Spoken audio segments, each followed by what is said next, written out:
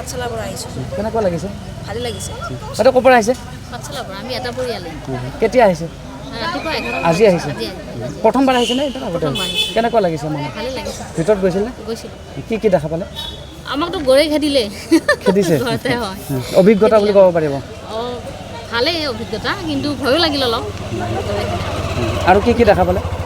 ময়ো দেখিলোঁ আৰু কি দেখিলোঁ আমি? সেয়ে দেখিলোঁ, হৰিণ দেখিলোঁ। 2025ৰ শেষৰ ফালে গতি কৰিছে। কি ক'ব অসমবাসী ৰাইজক শেষৰ সময়ত?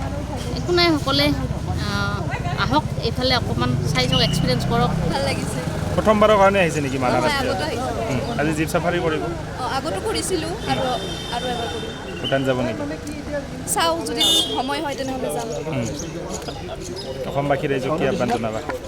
আপোনালোকে আহক, এবাৰ চাই যাওক।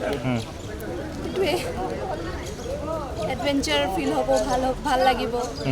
বহুত বস্তু দেখাৰ আছে, আহি কেনে আপোনালোকে দেখি যাব পাৰে। সেইটোৱে। ঠিক আছে। একচুৱেলি এক্সপেক্টেশ্যন আমাৰ আছিলে পৰ্যটকৰ ভিৰ। আমি আচলতে সক্ষমেই নাছিলোঁ। 12টাৰ পৰা 2টাৰ মাজত মানে গাড়ীৰ যথেষ্ট অভাৱ আছিল। আৰু টোটেল আজিৰ যদি 350 ট্ৰিপ জীপ চাফাৰী আজিৰ দিনত হ'ল।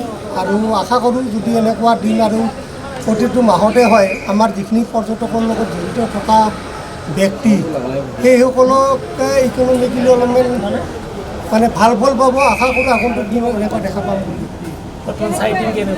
চাইটিঙৰ ক্ষেত্ৰত মানাছত যোৱা বছৰৰ তুলনাত যথেষ্ট ভাল। ৰয়েল বেংগল টাইগাৰ প্ৰায় সপ্তাহত 2-3বাৰ চাইটিং হৈছে। তাৰপিছত মাৰ্বল কেট চাইটিং হৈছে, ব্লুপাৰ্ড কেট চাইটিং হৈছে। আৰু ৰিচেণ্ট আজি 3-4 দিন আগত মানে ক্লাউডেড ব্লুপাৰ্ড যিটো খুবেই ৰেয়াৰ আৰু যিখিনি মানে ৱাইল্ড লাইফ ফটোগ্ৰাফী থাকে মানে যথেষ্ট আকৰ্ষণ, মানে 10 দিন 15 দিন থকাৰ কাৰণে এগ্ৰিটো সেই মামলছটোও আজি 3-4 দিন চাইটিং হৈছে। চৰাইৰ ক্ষেত্ৰতো মানাহ আমাৰ অসমৰ ভিতৰত এটা এনেও ৰেচিডেঞ্চিয়েল বাৰ্ডছৰ ক্ষেত্ৰত মানাহ এটা বিখ্যাত এৰিয়া। বাৰ্ডিং ফটোগ্ৰাফীৰ কাৰণে খুবেই ভাল এৰিয়া। গোটেইখিনি চাইটিং হৈছে। আমাৰ যিটো মষ্ট ইণ্ডেঞ্জাৰ চৰাইৰ ভিতৰত বেংগল ফ্লৰিকেন, সেইটো এতিয়া চাইটিং হোৱা আৰম্ভ হৈছে। আৰু আপটো এপ্ৰিললৈকে বেংগল ফ্লৰিকেন যিবিলাকে চাব বিচাৰে পৰ্যটকৰ সংখ্যা বৃদ্ধি পাইছে নে? যথেষ্ট। আৰু এই বছৰ বিদেশী পৰ্যটকৰ সংখ্যা যথেষ্ট বৃদ্ধি পাইছে। আপোনাৰ গম পাইছে ছ'চিয়েল মিডিয়াত।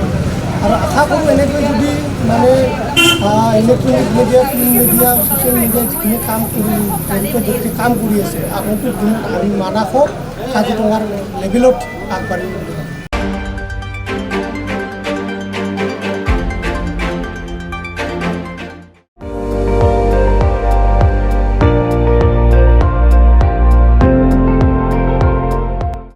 আপুনি চাই আছে ND24, সৰ্বশ্ৰেষ্ঠ নহয় সৰ্বোত্তমৰ দৌৰত।